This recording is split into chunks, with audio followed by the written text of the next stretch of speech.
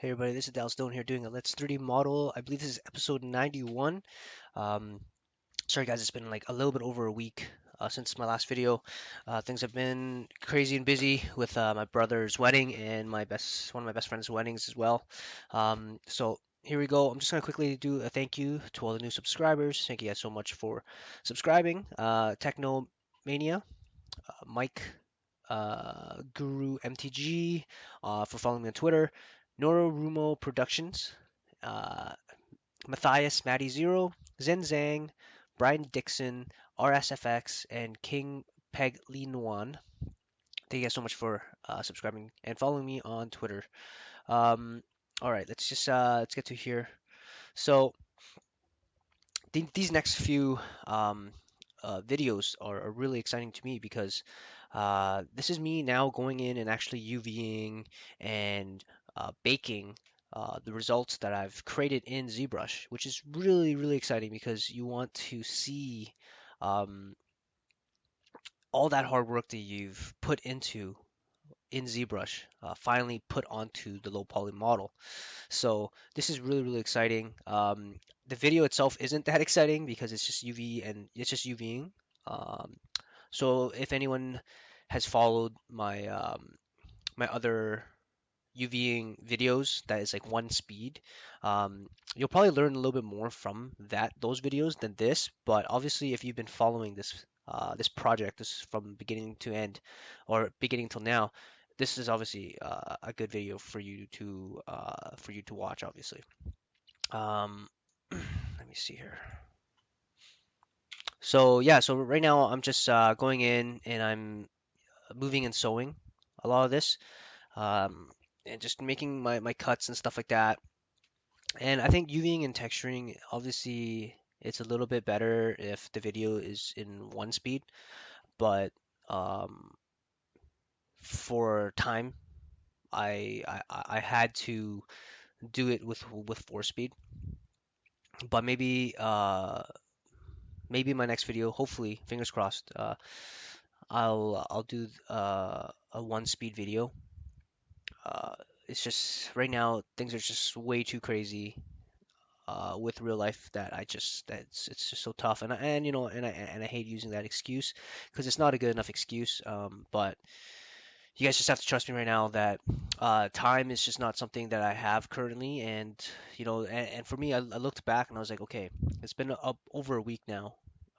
People are probably waiting for a video, so I need to at least put up a video, whether there's no sound, whether there's, you know, even if it's a shitty video, I need to do it. Um, and I was just like, no, you know, you need to just suck it up, take 15, 20 minutes out of your day, to record the audio for this and then edit it and upload it into YouTube. Um, but there are a few things that I think needs to be shown in my LT UV tools, which is so important. And I will do a video on that eventually. There's for some of you who don't know, or maybe watching some of my older projects, I was using Maya 2014 or 2015. I can't even remember now. It feels so long. And I was using this plugin called the UV Deluxe tool, and it's a really good plugin tool for Maya. And if you're using straight up Maya, right, and not Maya LT, you need to download UV Deluxe tools. Just because it makes UVing so easy, or much easier. It gives you tools that make things much easier to do. So, but with my LT, I've started to explore a lot of the tools that I never knew was there. And there are a few tools in here in my LT that have kind of bridged the gap between UV Deluxe um, and Maya's UV tools.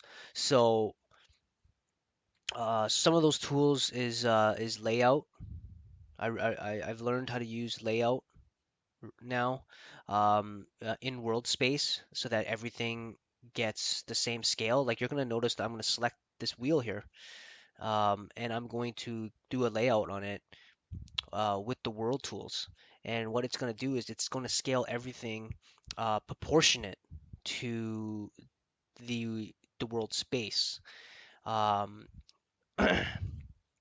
so because you will see very shortly me doing that, but I think that what I'll do is I'll probably do like a video, a how to UV texture in my LT or something like that, um, with like a bunch of tips and things. Hopefully, soon. We'll see. We'll see how it goes. I really want to wrap up this project, and to do that, I just need to delegate or dedicate some time to actually doing it. Um, so yeah, so now I'm going in and I'm UVing the front, and so again, I'm just kind of doing it, going in there, moving and sewing things, creating my seams where I want them, and then I'm going to unfold it. And at first I really hated the new Maya LT unfold tools. But I think with some tweaking and playing around with the settings, I've learned to, I guess, adapt to how it unfolds now. I forgot what it's called. It's like the new unfold tool that they have. And for anyone that's like new at UVing and texturing, I'm just kind of making seams where it's a little bit not obvious, so I'm putting it at like the bottom of the tire. And even if it was at the very top, it almost makes sense that there's a seam between each break, anyways, between each kind of rectangle. So I'm just kind of putting the seams there. So here I was just trying out the unitize tool, which I actually really love, but for this instance, it didn't work too well. So I was just like, screw it, I'm not gonna try the unitize tool, and I will show you guys the unitize tool a little bit later in the future sometime. But in that instance, it just did not like it. So the unitize tool is really handy, especially with UV Deluxe. And I'm hoping that I can find a way to utilize the unitize tool without UV Deluxe, but using the Maya LT UV tools. Here I was just like, you know what, maybe I'll just kill the faces inside there. But I decided not to because maybe it'll cause some lighting issues, or maybe in certain angles for a split second people could see the hole. So I decided to keep the hole there. And here again, I'm just creating some cuts and seams and just unfolding and just tilting it and just aligning it, everything straight. Um, but yeah, so I mean, here I'm just gonna quickly just ask you guys, like I've asked you guys lately, how's it that you guys found my channel? What do you like about the channel? And for some of the more veteran or frequent viewers, if you guys have been watching my videos, the past, I say maybe 5 or 6 videos now, I've changed my format. How do you like the new format? Do you enjoy that I've shortened the videos and have commented over it? Um, Do you guys like the more live videos that are longer, but it's me talking like same speed as the videos? And what else would you guys like to see in the future? I know that some of you guys have already answered some of these questions, but I'd just like to get more samples of what it is that people want to see in the future. All I know right now is I'm focusing on finishing off this project, and I planned on doing so with this style just because it's a little bit easier for me. I can just record these videos, come home one day and spend 15 minutes, record audio, edit it together, and then just upload it onto YouTube. So I really enjoy that process right now. It's a little bit quicker and easier, but I really want to, after I finish this project, kind of do a video of everything that I've kind of learned with this whole process, create some tutorial videos, and I know that those videos are gonna take off just because from what I've noticed is tutorial videos seem to do a lot better. But with tutorial videos, comes credibility, comes people are gonna come and look and watch more of these videos. So, but yeah, I mean, right now I'm just kind of I really hope that I can um, start doing the one-on-ones again, just because so you guys can see the result. Like I don't even think you guys got to see the result of this just yet, because it happens so quickly. You don't even get to see the like the finished bakes and stuff like that. So I don't know. Maybe I will slow down the video or my next video or something and just go through the process a little bit more and because this is all of the past few videos have been 4 times speed. Maybe next video I'll just 2 times speed it, and then that way you guys can kind of see how things go a little bit more. And again, maybe your guys' feedback will be, hey, maybe just do it 2 times speed instead of four. I don't know.